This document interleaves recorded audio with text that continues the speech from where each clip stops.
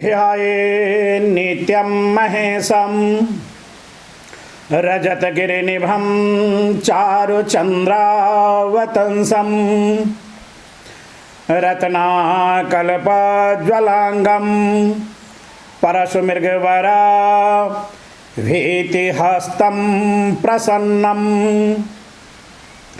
पद्मासीनं समन्तात् स्तुतममरगणैर्व्याघ्रकीर्तिं वशानं विश्वाद्यं विश्ववन्द्यं निखिलभयहरं पञ्चवक्त्रं त्रिनेत्रं तब तत्त्वं न जानामि कीदृशोऽसि महेश्वरः जादृशोऽसि महादेव तादृशाय नमो नमः। शुक्लाम्बरधरं देवं शशिवर्णं चतुर्भुजं प्रसन्नवदनं ध्यायेत् सर्वविघ्नोपशान्तये। दुर्गे स्मृता हरसे भेतिमसे सजन्तो स्वस्थे स्मृता मतिमतीव शुभं ददासि। दारिद्र्यदुःखभयः रेणिका त्वदन्या सर्वोपकारकरणाय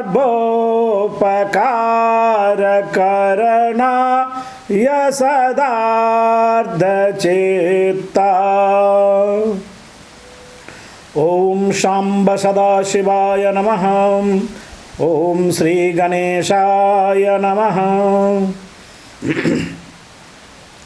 सज्जनों, मैं डॉक्टर सुनील शास्त्री आप लोगों के बीच आशुतोष भगवान भूत भावन भोलेनाथ की श्रावण मास में पूजा अभिषेक अर्चनादि से संबंधित क्या महत्व है, इस पर छोटी थोड़ी कम समय में कुछ चर्चा हो जाए और उनका योगदान एवं महत्व क्या है श्रावण मास का, इन्हीं बिंदुओं पर हमारी चर्चा होगी। सबसे पहले तो हम ये जान लें कि भगवान भूत भावन भोलेनाथ का एक नाम है शिव। शिव में तालव्य स हर्ष स्वीकार और व। शिव में शिवत्व की प्राप्ति तभी तक होती है जब तक ई सन्निहित है। शिव शब्द का अर्थ होता है कल्याण। शिवम कल्याणम इति निगद्यते। शिव में कल्याण करने की शक्ति तभी तक है जब तक उसमें ई सन्निहित है, ई की सहभागिता है। और ई कौन है? यही माँ पराम्बा भगवती जगदम्बा शक्ति उनकी है, पार्वती है। यदि शिव में से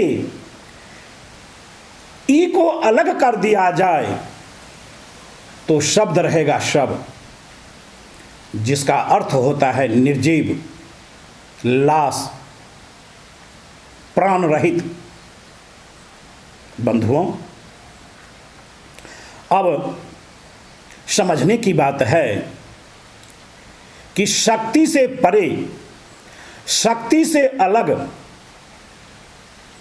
जब शिव शव में बदल सकते हैं तो हमारी और आपकी क्या व्यवस्था होगी। कहने की आवश्यकता नहीं है, समझने की आवश्यकता है। और शक्ति का अर्थ ही होता है ताकत। हम पुरुषों की यदि बात ली जाए तो हमारी शक्ति अपनी अर्धांगिनी है, धर्म पत्नी है। कहीं भी हम जाते हैं तो हमारी पत्नी, हमारी धर्म भार्या, प्राणप्रिया का योगदान, उनकी सहभागिता मेरे साथ है। शक्ति से परे व्यक्ति शव में बदल सकता है, जिसका ज्वलंत उदाहरण आप समझ चुके। और गीता में भी भगवान कृष्ण ने कहा है कि भूमिरापो नलो वायु खं मनो बुद्धिरेव च अहंकारं इति अंग में भिन्ना प्रकृतिरष्टधा। क्षितिजल पावक गगन समीर मन बुद्धि अहंकार, इन 8 महातत्वों से प्रकृति भिन्न है और वही प्रकृति शक्ति है। आज भूत भावन भगवान आशुतोष भोलेनाथ की जो चर्चा श्रावण मास में हम करने के लिए जा रहे हैं, वही शक्ति की प्रधानता है। जब मां सती अपने पिता दक्ष प्रजापति के यहाँ उस महायज्ञ में पहुँचती हैं और वहाँ की सारी स्थिति से जब अवगत होती हैं और अपने पति के प्रति उपेक्षात्मक व्यवस्था पर जब दृष्टि पड़ती है तो अपनी गुस्सा, आवेश, क्रोध को संभाल नहीं पाती। इतना ही नहीं, शरीर त्यागने पर भी विवश हो जाती हैं। विवश ही नहीं होती, प्राण अग्निकुंड में न्यौछावर कर देती है और उसी समय प्रण करती हैं कि मैं अपने इस शरीर को त्यागती हूं और जन्म जन्मांतर मेरे पति शिव ही प्राप्त हों, अर्थात पति रूप में, स्वामी रूप में शिव ही प्राप्त हों। और मन में इन कामनाओं के साथ अपने शरीर को त्याग देती हैं। वही सती हिमाचल के यहाँ पार्वती के रूप में उत्पन्न होती हैं। बंधुओं, जानते हैं आप, यही पार्वती मां दुर्गा हैं। अभी अभी आषाढ़ में नवरात्रा समाप्त हुई है। आपने स्वाध्याय किया है, पूजन किया है और कवच में स्पष्ट रूप से लिखा है कि प्रथमं शैलपुत्री च द्वितीयं ब्रह्मचारिणी तृतीयं चंद्रघंटेति कूष्मांडेति चतुर्थकं पंचमं स्कंदमातेति षष्ठं कात्यायनीति च सप्तमं कालरात्रीति महागौरीति चाष्टमं नवमं सिद्धिदात्री च नवदुर्गा प्रकीर्तिता। यही शैलपुत्री से लेकर सिद्धिदात्री तक भगवती पार्वती का ही पर्यायवाची शब्द है। शैल का अर्थ होता है पर्वत और पर्वत की पुत्री पार्वती जब तपस्या करने के लिए जाती हैं और उनकी मनोगत भाव है कि शिव ही पति रूप में मुझे प्राप्त हों। बरों शंभु न कर रहो कुमारी, जन्म जन्म की रगर हमारी। ये अटल सिद्धांत उनका है। यही पार्वती कालांतर में अपने स्वरूप को परिवर्तित कर देती हैं और मां दुर्गा के रूप में अवतरित होकर संपूर्ण दुष्टों का संहार करती है। बंधुओं, यही पार्वती शिव को प्राप्त करने के लिए तपस्या करती हैं, जिसका समय यही श्रावण महीना है। और श्रावण महीना में वो तपस्या प्रारंभ करती हैं और भाद्र शुक्ल तृतीया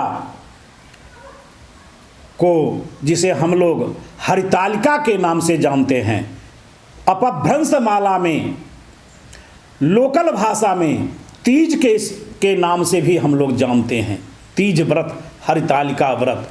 और उसी दिन भगवान आशुतोष भूत भावन शिव प्रकट होते हैं और कहते हैं, ब्रह्मरोहि बर्मांगो, क्या तुम्हारी इच्छा है? और माँ जगदम्बा पार्वती की अपनी मनोकामना पूर्ण होती है और शिव पति रूप में प्राप्त हो जाते हैं। बंधुओं, यही श्रावण महीना से उनका तपस्या प्रारंभ हुआ और भाद्र शुक्ल तृतीया को तपस्या की पूर्णाहुति होती है, संपन्न होता है, मनोगत भाव की सिद्धि होती है। आप जान लें, कोई भी कामना हो, अपनी मनोगत कामना को यदि आप सिद्धि रूप में परिवर्तित करना चाहते हैं, सफल करना चाहते हैं, तो इनका नाम ही है भोले बाबा, भोलेनाथ। एकदम भोला भाला है बस। और इनकी पूजा में किसी भी विशेष वस्तु की आवश्यकता भी नहीं होती।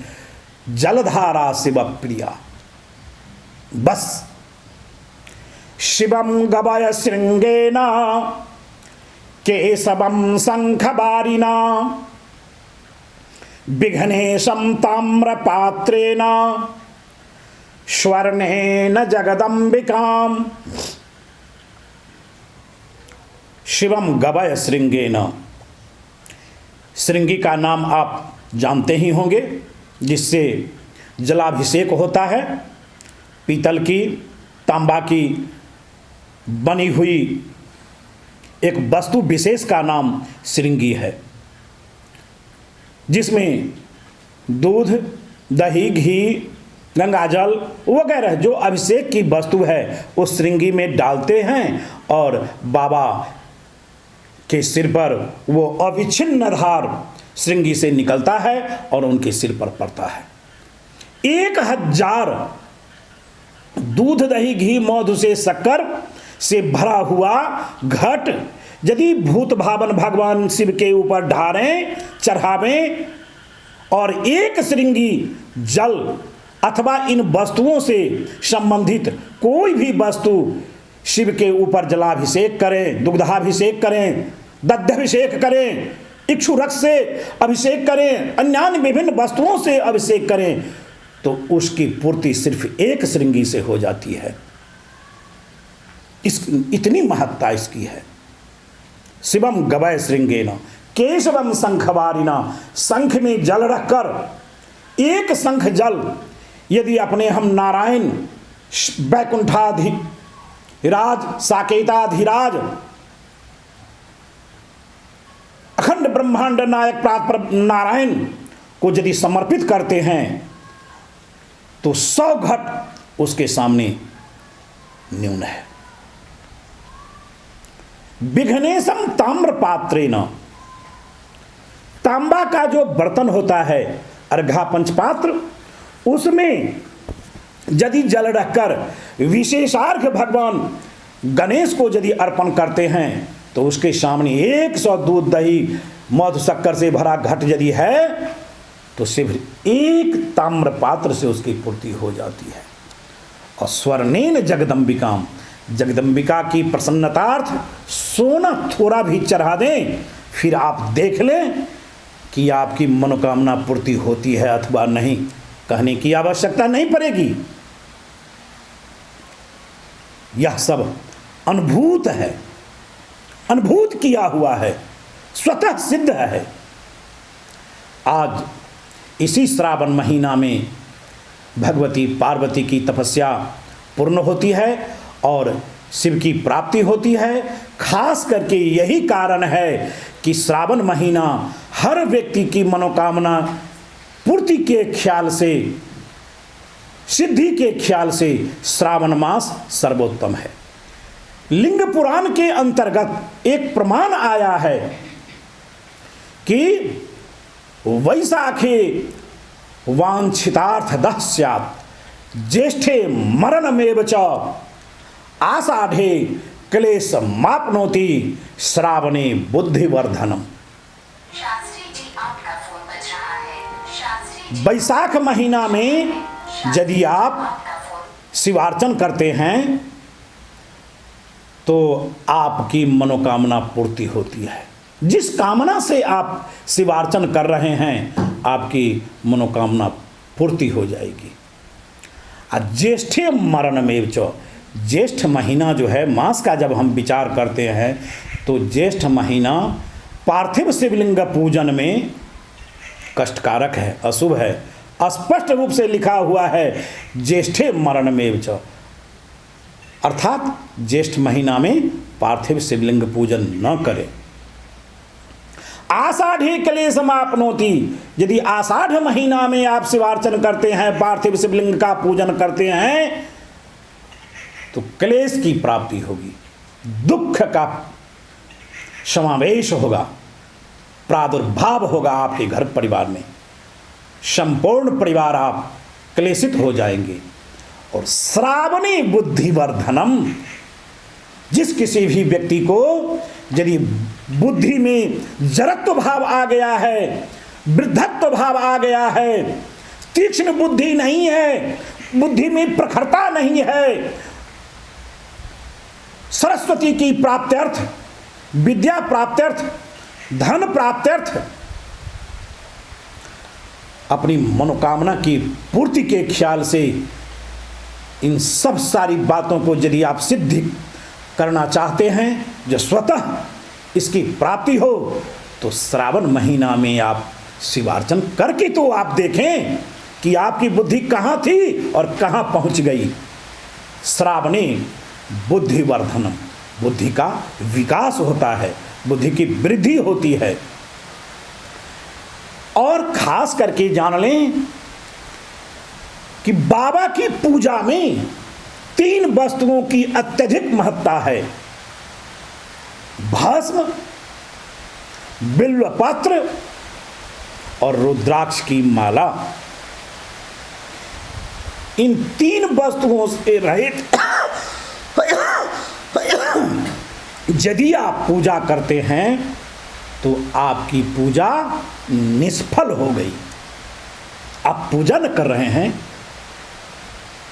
पूजा का क्या अर्थ होता है?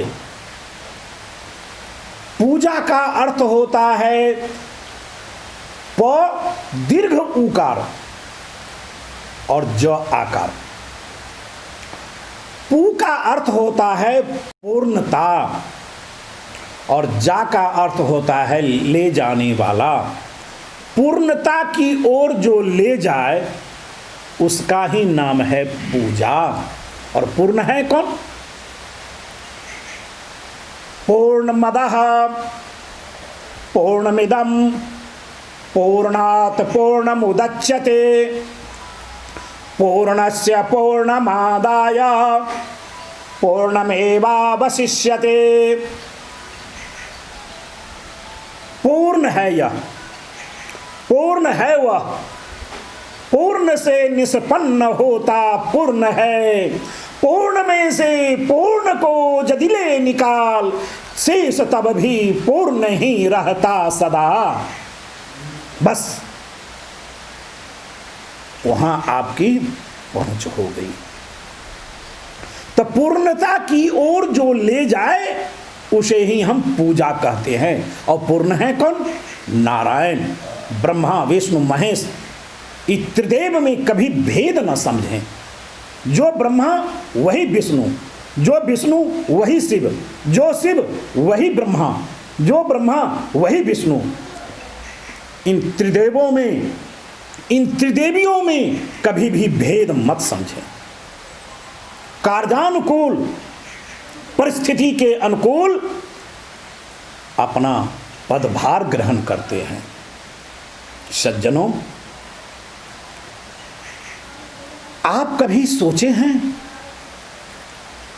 आप कभी दृष्टिपात किए कि बिल्व पत्र का क्या अर्थ होता है? हम गृहस्थ आश्रम के लोग हैं, पग पग पर में हमारी कामना भरी हुई है। मैं स्वस्थ रहूं, हमारे परिवार के लोग स्वस्थ रहें, बाल बच्चे अच्छे रहें, अच्छी पढ़ाई लिखाई हो, धन दौलत की प्राप्ति हो, हमारी जितनी भी रिश्तेदारी हैं सब आरोग्य, स्वस्थ, सबल, निर्बल न हो। और यही कामना है बिल्व पत्र चढ़ाने में। बिल्वम, इसका विग्रह करें, भाष्य देखें, शब्दकोश देखें। बिल्वम रोगम इति निगद्यते। बिल्व का अर्थ ही होता है रोग। और बिलयति, बिलयति रोगम जात तात बिल्वम इति निगद्यति। जिसमें रोग विलय हो जाए, रोगों की समाप्ति हो जाए, बीमारी समाप्त हो जाए, रोग की उत्पत्ति न हो, हम स्वस्थ हो जाएं, हम आरोग्यवान होवें, इसकी प्राप्ति सिर्फ होती है बिल्व पत्र चढ़ाने से। अब आप बताइए, आप स्वस्थ हैं, निरोग हैं, फिर क्या चाहिए? स्वस्थ रहना ही सबसे बड़ी संपत्ति है। न स्वस्थ्यात् परं धनम। स्वस्थ से दूसरा कोई धन नहीं। और भस्म, भस्म को राख मत समझें। ये विभूति है, भगवान आशुतोष की प्राप्ति करने के लिए, प्रसन्न करने के लिए भस्म है ये। और भस्म का मंत्र भी है, त्रायुखम जमदग्ने इति ललाटे। जो जमदग्नि आदि हैं उन्हें जितनी आयु की प्राप्ति है उस आयु की प्राप्ति मुझे हो, इसलिए हम भस्म लगाते हैं।